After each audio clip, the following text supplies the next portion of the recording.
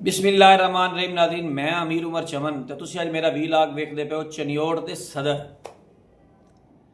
नाज़रीन, अजकल चनियोड़ दे विच गर्मी का बुखार नहीं बल्कि सदारती बुखार चढ़ा होया हर बंदे नूं। इलैक्शन ते सिलैक्शन का ऐसा बुखार है कि जिस गली दे विच 2 या 4 दुकानां होंदियां ना, उस गली दे विच 2-4 दुकानां जिथे होंदियां उत्थे जनाब साहब फौरी राती इजलास हुंदा है। सवेरे जनाब सोशल मीडिया ते कंपेन चली होंदी कि रात फलां बंदा सदर बन गया तो फलां जनरल सैकटरी बन गया। उस जनरल सैकटरी भी यही जनाब होंदे, सदर भी बन रहे हैं, उग रहे हैं जिवें सावन दे विच जमीन चों खुंबियां नहीं उगदियां, बिल्कुल इंजे सदर भी उग रहे हैं चनियोट च। अच्छा, सदरां दे नाल नाल तो जनरल सैकटरी फ्री मिल रहे हैं। कल मैं एक होटल ते गया चाह पीवन वास्ते, और मैं कहा भाई जी चाह किन्ने दी है? और तो क्या चमन साहब चाह जी है ना थानू वो 60 रुपए की, लेकिन जनरल सैकटरी फ्री है, उन्हें बेशक बह के फोटो भी छिका लो।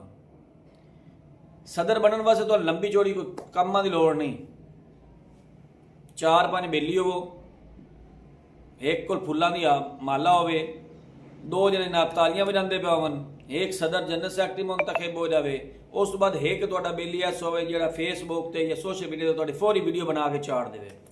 उस तो बाद अगला स्टैप जिहड़ा है तुहाडे जिलेई जिहड़ी क्यादत है, जिहड़ी जिलेई अजकल अपने इलैक्शन लड़न वास्ते उन्हें आना है, उन्हें तुहाडे कोल बजदे खुद बखुद आ रहे, लो जी असीं तुहानूं वैलकम करदे हां, तुसीं सदर बन गए हो।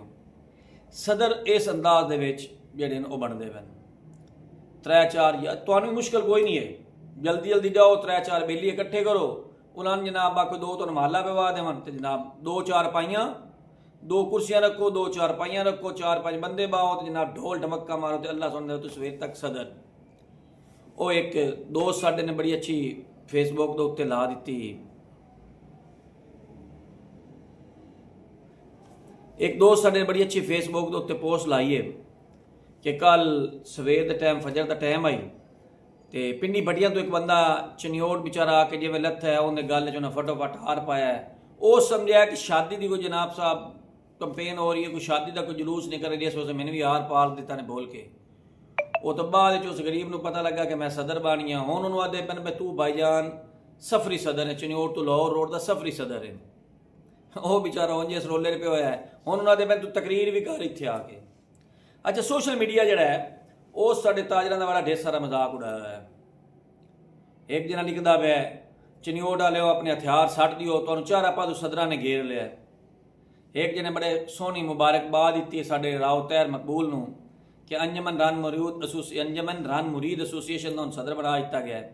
यानी कि सदरां की इतनी ज़्यादा डिमांड हो चुकी है, इतनी ज़्यादा तो अपने घरों भी वोट लेना पड़ा। और हालत है कि जेडे जितने भी शादियां हो रही हैं उनके भी आके रोला पै रहा है। वो एक शादी का कार्ड दोस्त दे बन गया एक दे घर, उन्होंने जनाब कार्ड ही वापस कर दिता। वो भाई कार्ड क्यों वापस किया ने? उस लिखा भाई तुसी मैं नाल लिखा है मुनीब इकबाल, तुसी नाल सदर क्यों लिखिया? तो मैं सदर बन गया, लिहाजा जब तक तुसी नाल सदर नहीं लिखोगे मैं तुहाडा कार्ड भी कबूल नहीं करांगा। अच्छा, बड़ा एक मजाहिया एक होर अंदाज, कल एक दुकान दे विचों थाना सिटी रोड दे विचों सप निकलिया, उत्थे जनाब उन्हें वावा रोला पा दिता भी जनाब सप निकल आया, सप निकल आया, सप अंदर है।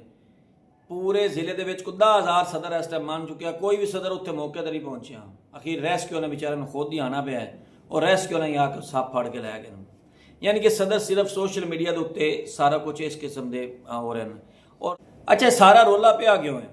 सारा रोला सिर्फ इस वजह पे है भी एक ऐलान हो रहा है कि अगर जिले सदारत इलैक्शन हो रहे हैं और जिले सदारत इलैक्शन वास्ते जो कैंडिडेट खलोते हैं, एक तरफ इलैक्शन करवाते पे, दूई पार्टी जाती भर के जो उनके मुकाबले चढ़ता उन्होंने तू भी सदर है चल भाई। और सदरों सदरी की इतनी जंग हो गई है कि बाजारों के एक दूसरे हथी पाना शुरू हो गए। इस तो अगर एक गल है, साडा एक दोस्त है अब्दुल समाद सरवर, उस कल आख्या कि मैं अपनी दुकान का सदर बन गया।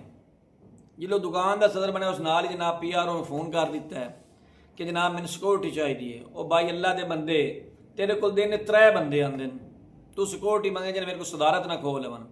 दिन 3 बंदे आते हैं, एक बंदा चाह पीवन आता है, एक बंदा शापर लवन आता है, तो 3 बंदा उनके को आता जरा सदर साहब अल्लाह सुनने के वाले। उस दे बावजूद बेचारा इतना डरे हुआ है, इतना वो परेशान है कि मैं सदर बन गया और मेरे को सदारत खो लवे, मेरे तो कोई हमला ना कर दे।